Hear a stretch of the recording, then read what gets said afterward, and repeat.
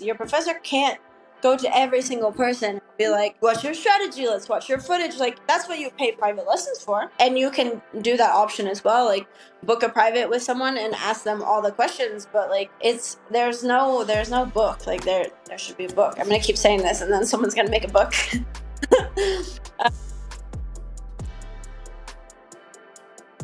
Welcome, everyone, to another episode of Elbows Tight Podcast. It's your host, Travis. Today, we have a phenomenal conversation with Heather Woods. She is a Brazilian Jiu-Jitsu black belt under Andre Galval down in San Diego, California. She currently lives in Mexico, where she trains and teaches at a local academy.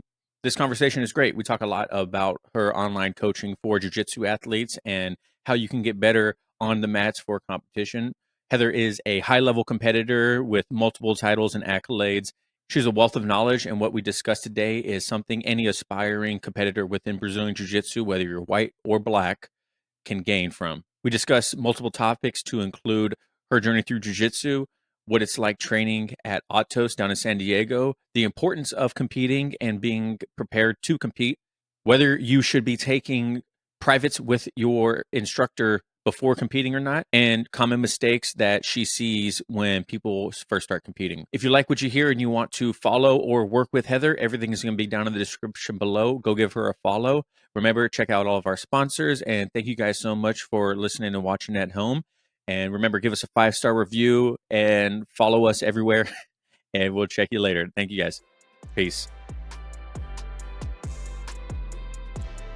So, all right, Heather, thank you so much for coming on the show today. This is always the most awkward part because you talk so naturally before, and then there's the countdown, and then you're like, now it's business time. How you doing today? I'm doing awesome. I was telling you before, I just got back from wandering around the little market here in Mexico City, and my neighbor got me some really great deals and fruits and vegetables. So I got like proper treatment, and yeah, it's a great day so far. What about you? Not bad. Woke up around 6 o'clock because my toddler wanted to start crying in his bed, which was always a fantastic thing. No. But it's good. I got a little bit of coffee, and I'm excited to chat today. Talk about, like we mentioned before, talk about like competing. A lot of common mistakes for people competing because white belts and blue belts. I didn't compete for the first time until I was a blue belt, and like I mentioned on the episode that people will probably listen to if they listen to the show, a lot of things happened that I didn't realize were gonna happen in it. Whether it was timing, my nutrition, warming up was a big thing. I had no idea how to warm up for it. Yeah. And so I'm excited to talk about it because you have, like we mentioned, you have your online coaching that helps people out too. So, but before we jump into that, let's just get a little bit of background of who you are for the people at home that might not know who you are, how you got into jiu-jitsu, and what brought you down to Mexico and everything like that. Okay. So my name is Heather Woods, and I've trained jiu-jitsu almost 12 years now, 11, something like this. I've competed all over the world. I competed in Australia, Brazil, France, England, the US, of course, Mexico, um, Australia. I don't know, did I say Australia? I've competed in a lot of places. I traveled to a lot of places. I lived in a lot of places. Until purple belt, I was pretty much going to different gyms every like 6 months in different countries, every 4 months, 3 months in different countries, different places. I had already planned kind of a trip. And then I was just doing jujitsu along the way because I had found jujitsu. And yeah, I lost a little bit of track of that. Yeah, and then at purple belt, I went to AtoS, and Galval gave me my brown and black belt. Such an incredible school. I love AtoS so much. Like the competition level just really feeds that little part in my soul. There's so many good gyms out there in the world, but the great thing about AtoS is they have great athletes, great instruction, great business model, great curriculum. They have all the things necessary to be the best athlete. Like if you don't have a title in your like, it doesn't matter if you're master 1, master 2, like in your division is you, because it's like they give you all the tools you need. It's a really fantastic place. After that, I Oh, and I have some good titles like Master Worlds. I won a couple times the Abu Dhabi Grand Slam. I won some. We have one here in Mexico. I'm in Mexico now. ESL, which is a very prestigious one here. I think the most prestigious in Mexico. And a lot of fight to wins. Yeah, some titles. And I love to compete. I I got a few injuries. You know, I'm in my 30s now. I got a few injuries recently. Had some I'm right health. there with you. Yeah, I came back to competing last year at Nogi Worlds. I got second in my Master One division, which I am going to get first this year. So this is what we're preparing for in Nogi Worlds. And also really just growing as a coach. I really love that. So that's a little bit about me. Oh, I'm from Idaho. I train there a lot. I have really good friends there. I love the Pacific Northwest. I train there as well. I have a lot of family there, and I have a dog named Bolo. So that's me. Well, that's a quite a lot of information. It's one thing that you didn't mention though is what was your initial reason for starting jujitsu? Like, why did you actually decide to start? Okay, so I actually talked about this on other podcasts before, but the short story is when I moved to LA, I lived with a couple of MMA fighters. They fought for Hmm. like Bellator and some other, I don't remember, it was like 12 years ago. Some other smaller organizations, and they taught classes, and I was doing their Muay Thai classes, like Muay Thai pad class, so kind of like more of workout striking. My striking's. Um, and they kept encouraging me like, Heather, you're terrible on your feet, you're so clumsy, like you have no balance, you should do jujitsu, like you'll be so good at jujitsu. And I was like, no, like that's gross, you guys always have like staph and ringworm and filthy and you smell bad, and I don't want to touch you guys. So I ended up selling everything after I finished college and starting to travel. And when I got to Brazil, I was like, oh, I like jujitsu. And and it was a little different. It wasn't like a bunch where I was a little more traditional school, and it wasn't a bunch of smelly, scary guys with MRSA. It was like, I don't know if you imagine like a pretty traditional school with this, Yeah. like talking after class, sharing life, like I don't know, life advice that he's not qualified for. Uh, Yeah. but it was like one of those, and so was a different experience. And yes, from the first time, like the first armbar, I was hooked. I was like, this is amazing. I want to be a world champion. So yeah. So how long after you start did your desire to compete uh, like ignite? I competed 3 months after in Man. London, Chelmsford, some place in England, and I won both matches by armbar, and I had no idea what points were. And the coach who was there from the school, who was really nice, her name was Sarah, I think, and she was coaching me. She's like, Heather, hold for points. And I was like, what points? What, what are points? So, man, I wish I knew. I mean, I'm very glad that I got arm bars, that I won by arm bars. It was the only position I knew. I was like, if I can just get to the arm bar, I will win. And in white and blue, I won 90% of my matches, I'm sure, by arm bar. So That so that's a big mistake to not know when you first huge. compete, right? Like not knowing points.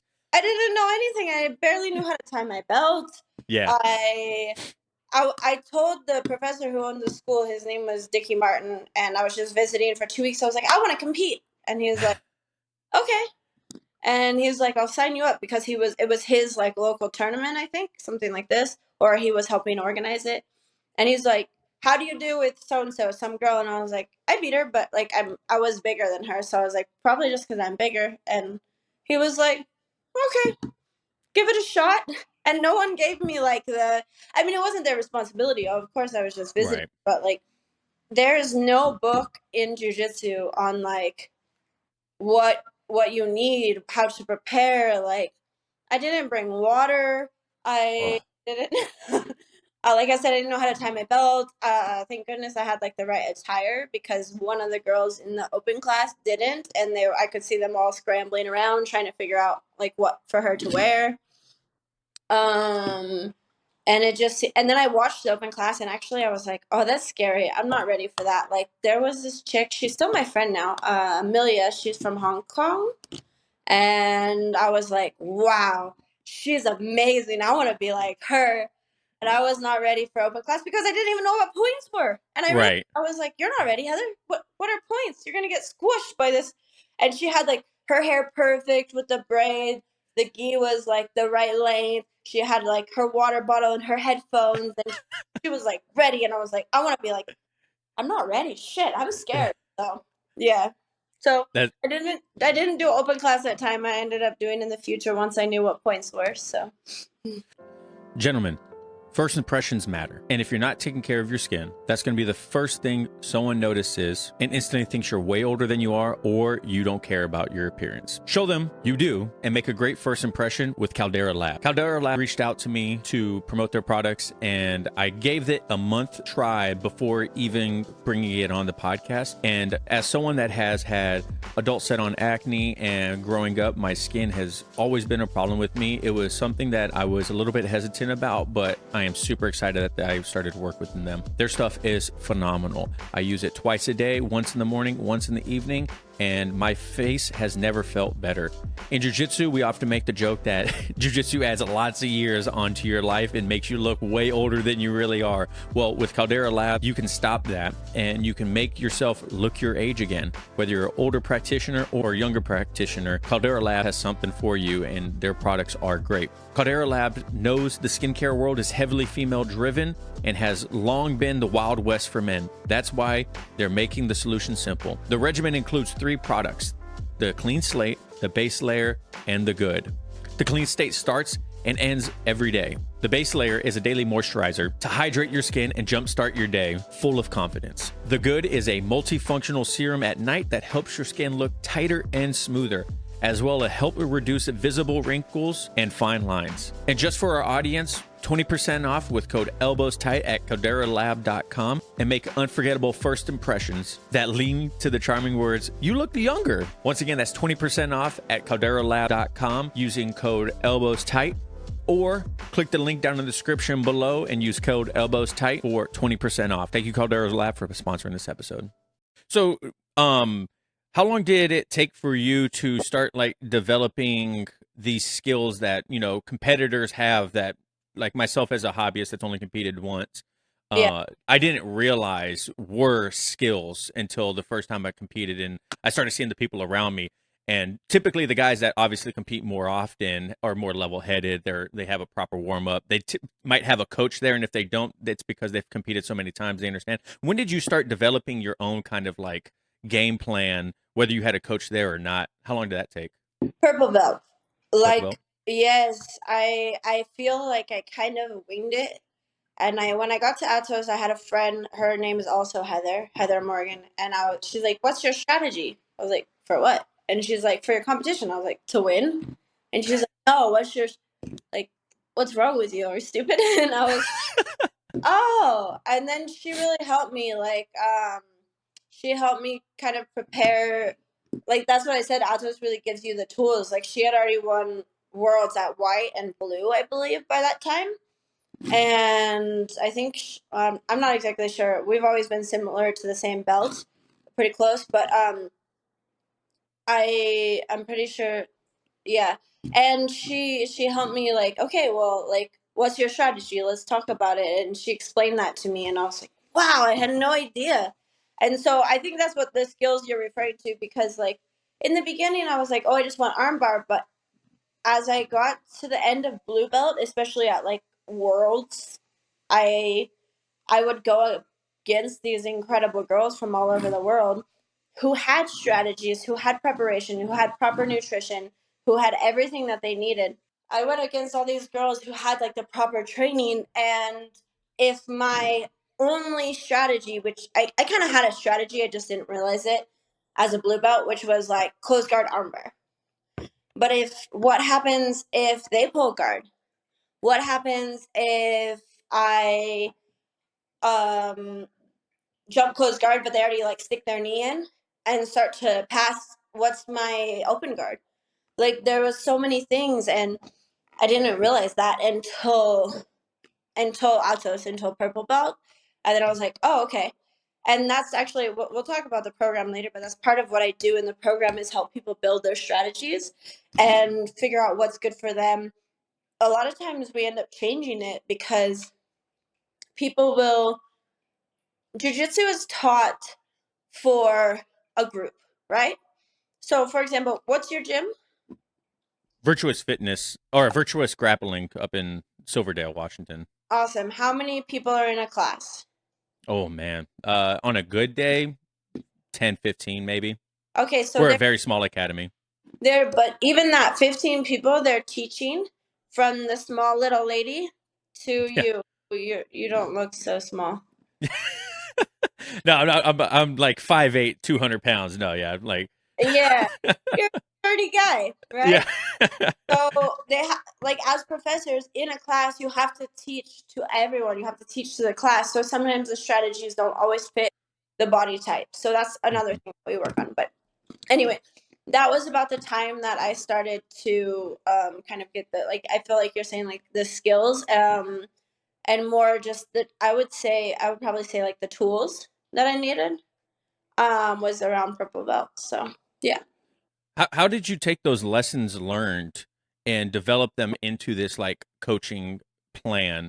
Because, some things are definitely more prominent and more important than others when it comes to like coaching and people like that. Like I didn't realize when I was competing, my professor is like a high level wrestler, Carlson Gracie black belt, and he was like he was asking me questions and he's like, "What's your takedown?" And I was like, he's like, "Don't pull guard. You guys are too big to be pulling guard." He's like that. He's Yeah. like, "You have to go for a takedown." He's like, and I was like, "Well, I didn't really think about that. Like, I kind of like which we just did in class." He's like, "Well, that's not going to work." He's like, "Because that's more of X, Y, and Z." And I was like, "Okay." And so it just started getting my gears turning, and so I just instantly started paying attention more to like everything that was happening, even leading up to the competition and stepping on the mats because it was just like it was like crazy to me. So how long did it or how did you take those lessons learned and like develop them into like your coaching? Um. Well, first, how do I take those lessons learned? Not well, because I'm sensitive and I don't like to lose. So I'm sensitive and competitive. I well, but I think what I just kind of did was and I have to be completely honest. I've had this coaching program for about a year now, and it took me about 6 months to really dial into the perfect plan and how to mold it to each individual. Um, and that being said is like I feel that I kind of assessed all the things that were necessary and looked at it as like a holistic approach. So for example, we have someone who does nutrition. We have a nutritionist. I use Electrum Performance Strength and Conditioning program. So Alex Sterner, the CEO of Electrum Performance, he wrote a program. He actually wrote me 3 plans. One for like back to the gym. So let's say like someone hasn't trained lifted in a while and they're kind of going back. One for at home. So like I have a few moms and uh, a few a few people. Yeah, usually all the guys can get to the gym, but I think it's mainly the moms that have a harder time getting to the gym. And they can do an at home workout. And then we have a more standard workout that's for athletes when I'm already lifting, but I need a little Mhm. bit more help. What's the best lifting program for an athlete? So he wrote 3 different plans for us, and it's fantastic because it kind of fits in all the ways. And then what I do with each person is I have kind of like well, it's a Word doc, but I have all the things that are necessary for a competition. And then for each individual, we figure out the spots that they're lacking. Like, for example, you're like, I didn't have a strategy. Or another person might be like, my schedule is crazy. Help me make a better schedule so I can train smarter, not harder. A lot of different things. Some people overtrain. Some people don't train properly. Some people are super focused on something that doesn't work for their body type, which is Mm. wild. But they're like, my professor does it. And I think in my head, like, I cannot do what Andre Galval does. Like, I'm not the same person. This is totally different body style. Like, I want to have jujitsu like him, but I try to figure out what people you can like emulate. Is that the right word? Like emulate Yeah. the Mhm. yeah. So we really work it like one on one. But I kind of lost my train of thought. Sorry. No, you're good. So I have you kind of, is bad. me too. Me too. I have a checklist of everything I have to do. Otherwise, I forget stuff. Oh, I should have wrote a checklist of what I want to talk about. So, what's the ultimate goal with this online coaching for people? Like, is it to make them a better athlete, more rounded, win world titles, or is it dependent on the person? I think for me, what I want is just to have nobody feel what I felt and have nobody have the struggles that I had.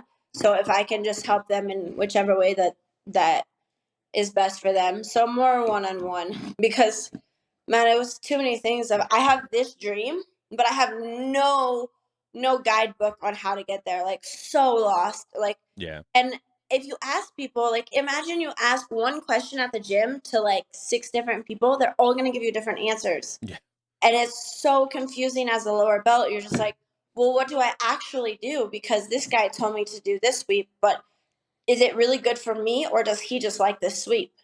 Like things like that happen all the time. And so and it's nobody's fault. Like for example, like I love arm bars, so I'll be like, okay, I'm gonna teach arm bars. In a seminar, I'm going to teach arm bars, but for my clients, I might say like, hey, you would be really good at rubber guard. You have super bendy legs and they're really long, or you would be really great at triangles and help them figure out how the best way to find this position and the best strategy to get there.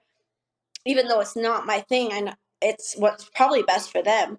So we give them different options like that. So I think that is just my main thing is like I never want anyone to feel the shit that I felt and deal with the crap that I dealt with. And I mean, I guess it makes you stronger or it's God's plan or whatever, but it sucked. And so I hope that my program can help people in that way. Yeah. So, what were some of these struggles that you're talking about? Was it mentally, physically? Like, what were some of these struggles? Everything. Jiu-jitsu is a sport that does not love you back. Um, in order to be the best, you have to always have a good diet. You always have to train. You have to give like your soul to be the best, and then even at that point, to hold on to being the best is impossible. Hmm. Um, I'm not saying that I was ever the best, but I wanted to be there in that 1%, and just trying to get there was it's so hard and it doesn't pay and you have to find sponsors and you have Yeah. to like hustle and you have to find jobs because some of these kids their parents pay their way but my parents didn't pay my way at all and I have to pay for my school and I have to pay and I have to and my work and I have to try to find a place where I can afford to train still train 2 times per day have that schedule fit in between my work, make enough money to survive, to eat, and to have a nutrition, and it's wild. And Yeah. still not even know what I'm doing because no one gave me a rule book. Like I would read it for school to be an esthetician. They give you this book, Hmm. and they're like, "Hey, read this shit," and you read it, and then you can be an esthetician. It's super easy. There's no jujitsu book like do this. So if any of you guys want to make that book, that's great. Hit me up. We can collaborate. Yeah. Yeah, no, it's definitely it's kind of one of those things too where like you mentioned before when it comes to coaching or teaching, um people jujitsu like curates to your body style, the way you learn or whatever. And so like you mentioned, uh I'm 5'8", 210 pounds, right? I just did a seminar with Andreas Morales, I think is her last name. She is down for an Aries. She lives over here in a black belt over here in Tri Cities Kind of like, area.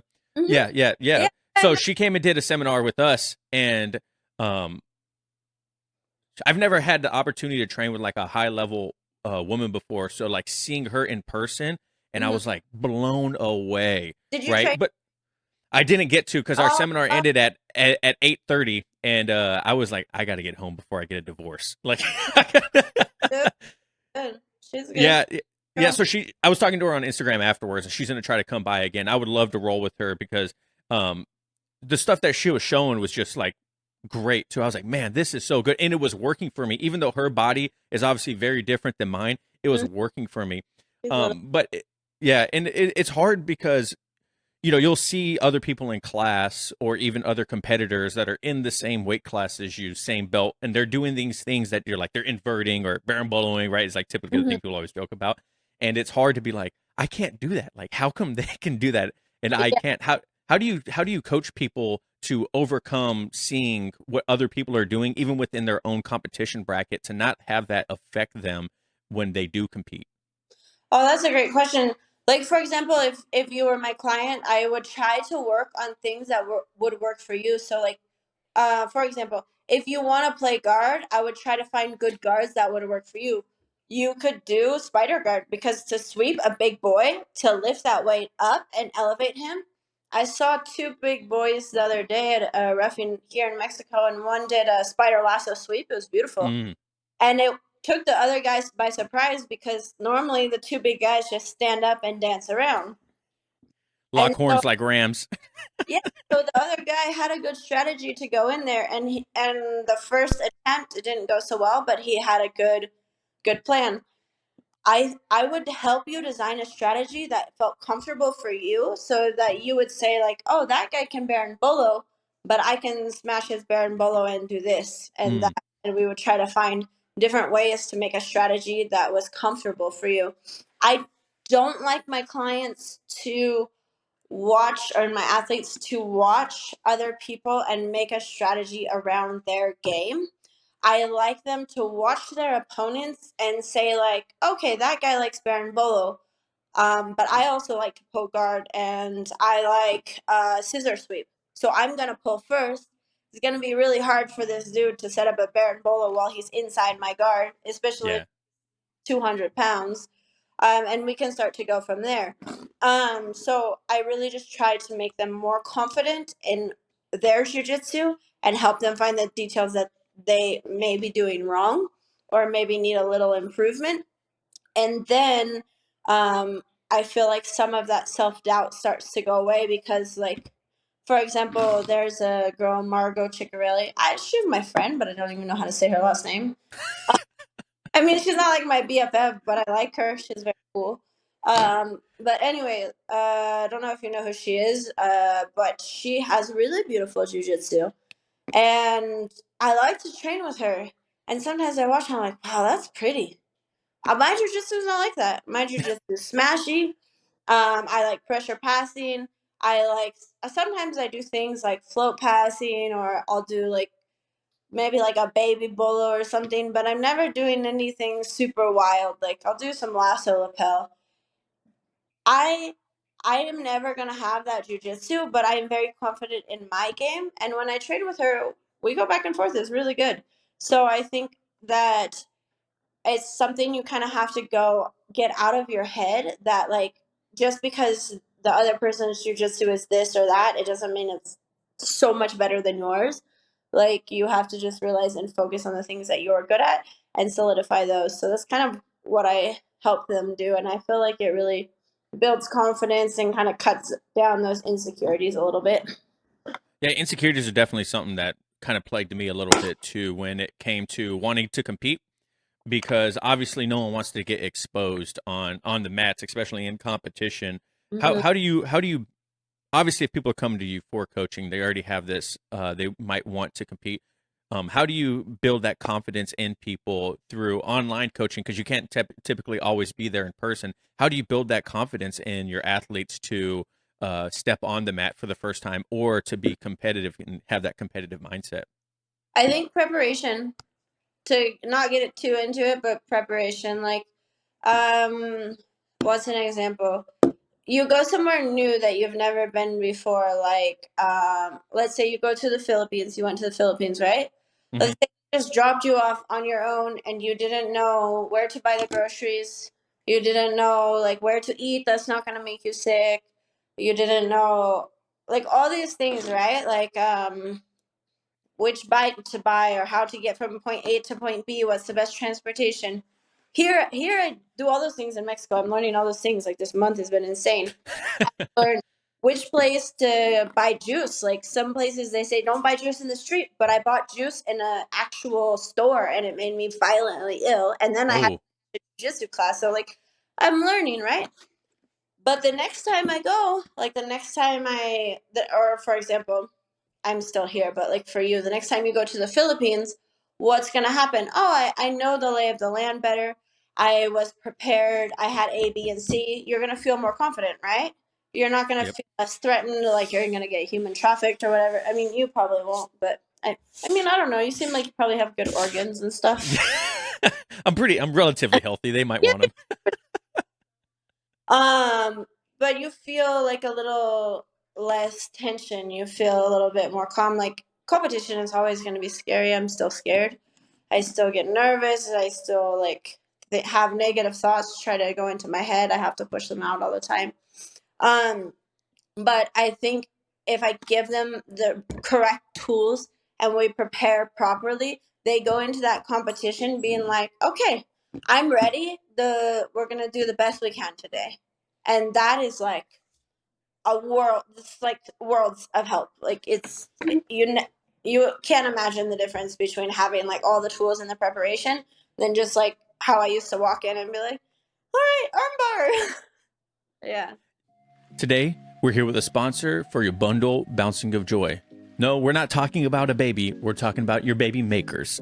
That's right. Today's show is brought to you by Manscaped. But just like your babies, your delicate little guys have sensitive skin and deserve products that are not only skin safe, but made with safe ingredients. That's where Manscaped's Platinum Package comes in. From razors to shower care, this package goes above and beyond the gold standard for your body hair. So treat your beautiful boys to the world's finest toys at manscaped.com using code ETP20 for 20% off plus free shipping. Inside the Platinum Package, you'll find the Lawnmower 4.0 trimmer, Weed Whacker ear and nose hair trimmer, Ultimate Premium Body Wash, Ultimate Premium 2-in-1 Shampoo and Conditioner, Ultimate Premium Deodorant, Crop Preserver Anti-Chafing Ball Deodorant, Crop Reviver Spray Toner, Anti-Chafing Boxer, and the Shed Travel Bag to hold all your goods while you're traveling. Like I mentioned before, the shampoo, conditioner, the body wash, and the deodorant are my 3 favorite things I've ever received from Manscaped, and the deodorant smells great. It's aluminum-free, clear, and it works phenomenally. My wife even mentioned, she's like, man, you don't smell for someone that is using aluminum-free deodorant. It's like, yeah, thanks, babe. That's because of Manscaped. Thank you, Manscaped, for that. The Platinum Package 4.0 covers all bases from head to toe and hair to ball fro. Get 20% off and free shipping with code ETP20 at checkout. That's 20% off and free shipping at manscaped.com using code ETP20 at checkout, because the gold standard is no longer good enough. Thank you, Manscaped. Yeah, having a coach, it also kind of takes away that a little bit of the stress too, because it's something less you have to worry about because you know your coach is handling it for you. You know Mm-hmm. what I mean? Like either a warm up or a mindset set or developing a strategy better suit your body. So I think having a coach is just, man, it is a big difference. When I competed, I didn't have a coach there, Mm-hmm. and I mentioned this on previous episodes too, but the guys I was competing against had coaches, every Yeah. single one of them. And so I was hearing what their coach was saying during our matches, and 2 things were happening. I was like, man, I wish I had a coach here because I could be hearing my coach tell me what Yeah. to do. And then 2, I was just kind of countering what their coach was telling them to do. You know what I mean? Like they're like, I heard like, go for the underhook. So I would stop the underhook. And then Yeah. the coach was saying something else. You know what I mean? So I'm like, I'm a step ahead, but a step behind in a sense, because I'm just literally trying to stop what their coach is telling them to do while still trying to develop my plan. When you compete, do you prefer having a coach there or not having a coach? Well, just 1 second before you ask that question is back to that is that's the nice thing about our program is I help them prepare because, like for example, Andre and Angelica cannot come to every match for everybody. Like they're not going to go to the grappling industries da da da on their only Sunday free that they don't have to travel for work. Like that's insane. Yeah.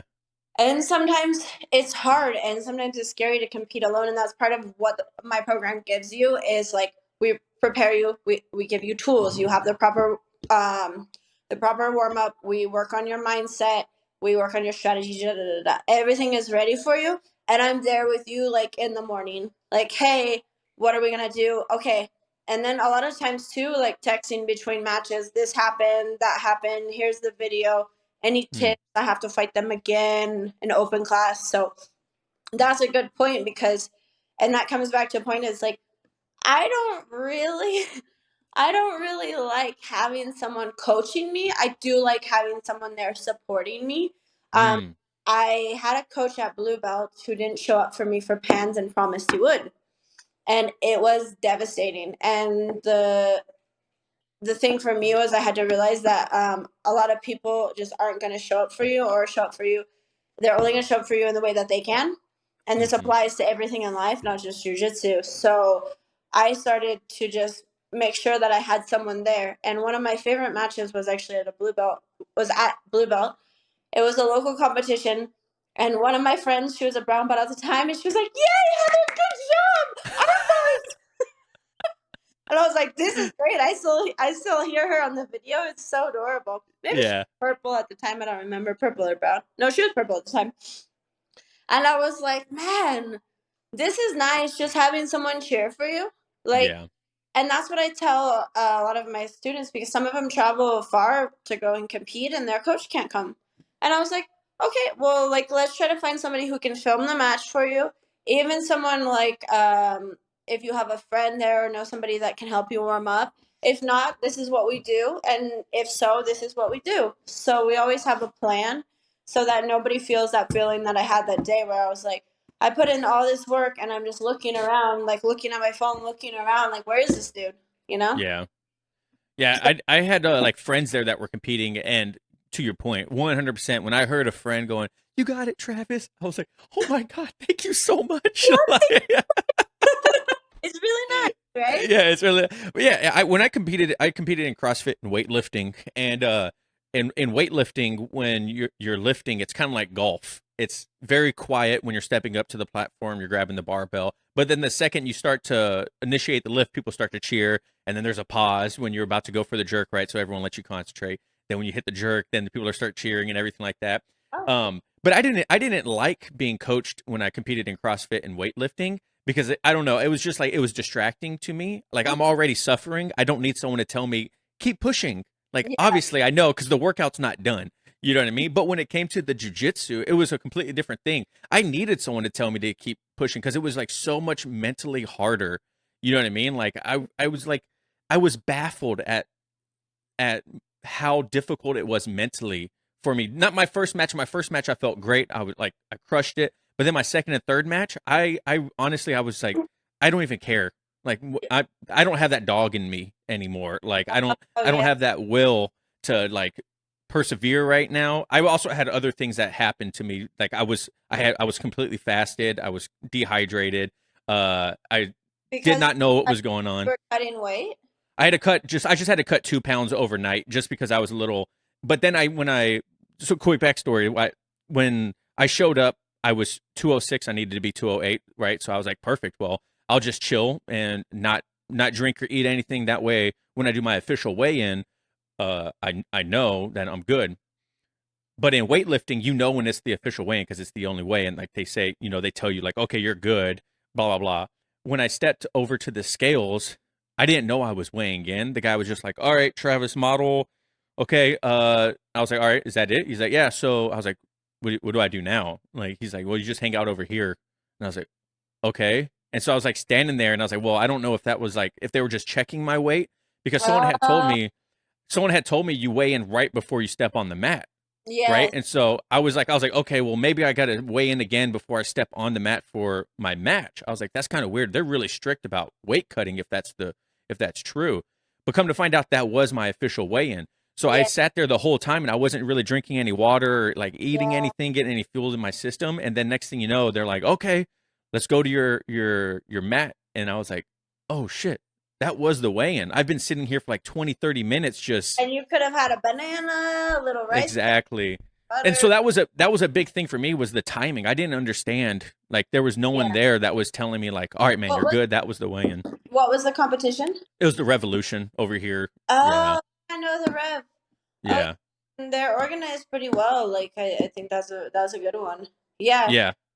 And so especially for that one, yeah, that those are all things too. And like if you think about it, it's like, and that's another reason why I did the program, is because like your professor, I mean, it's kind of one of those things where it's like you figure it out, because your professor can't go to every single person and be like, Yeah. what's your strategy? Let's watch your footage. Like that's what you pay private lessons for. Yeah. But I mean, and you can do that option as well, like book a private with someone and ask them all the questions. But like, there's no book. Like there should be a book. I'm gonna keep saying this, and then someone's gonna make a book. So leading up to a competition, do you think it's a good idea for people to do privates with their professors? Yes, To kind of, yeah, yes. I think that that gives that one-on-one. This similar as my program, and it definitely gives that one-on-one. You're able to kind of talk about your plan and say like, "Hey, I'm competing. Can you help me build this strategy?" And that's more like a little extra time, because think about it, like if your professor has a smaller gym, they probably have a second job. They have a second job, they have yeah, a family.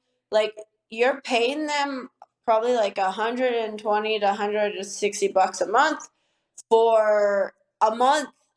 And for example, at AtoS, I was paying like 120, and divide that by, I probably trained about 14 hours a week there minimum, maybe let's say 16 hours a week. So if I'm paying him $2 an hour, I can't be like, hey, you have to build me a strategy, yeah, true. nutrition. Like this is wild. So a lot of people think like, and there's another thing, is a lot of people think jujitsu is free, but if you calculate what you're paying them, like it's not, it's a business as well. Like it's a sport, it's tradition, it's a martial art. But like we have to feed ourselves, we have to feed our families, our professors have to feed their families, your professor. So yes, yeah, privates are fantastic. So if you have a higher belt in your gym, like even a purple belt, or your professor, someone above you, I think it's very important and very crucial for you to take private lessons, like at least one, maybe a week before, just to fine tune details, or 2 weeks before if you feel completely lost, 3 weeks before if you're like, I've never done this before. Yeah. So who do you go to for your coaching now when you're getting ready for, like, you have, like you said, Masters World next year? Like, how are you preparing for competing? So it's a little hard. If I have big questions, I'll message Galval. So I'm doing the Noki Worlds, but in the Master Division.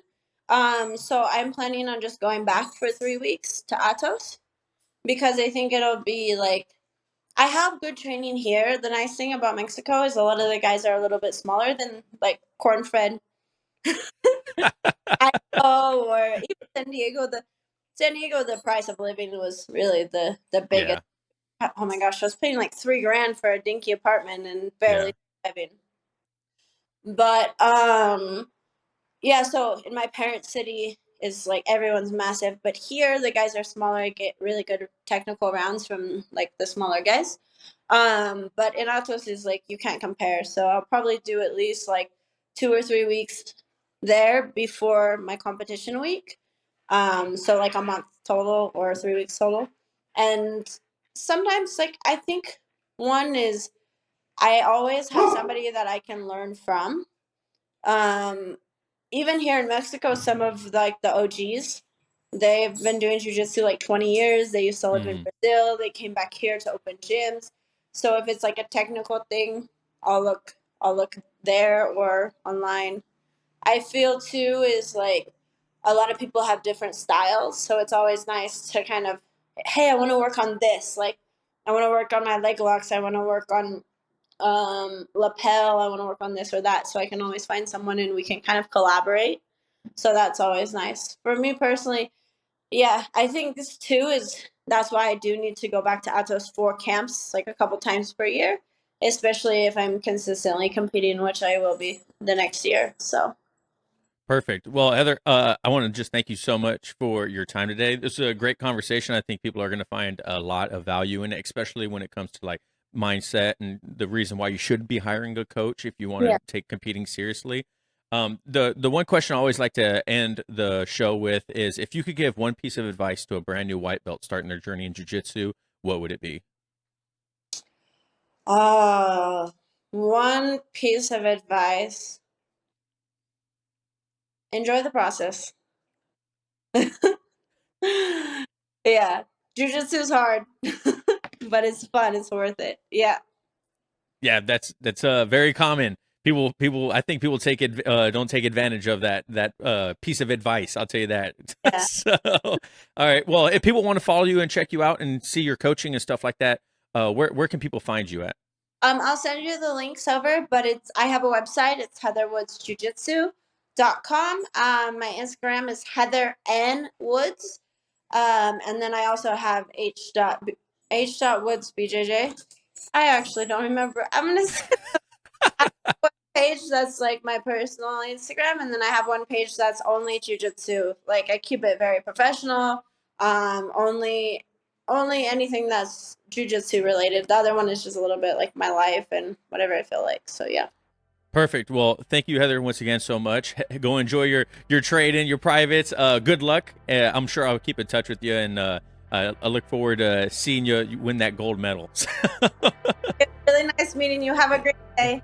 You too. Thanks, guys. And remember, guys, thank you for listening and watching at home. And remember, no oil checks here. Thanks. Peace. Bye.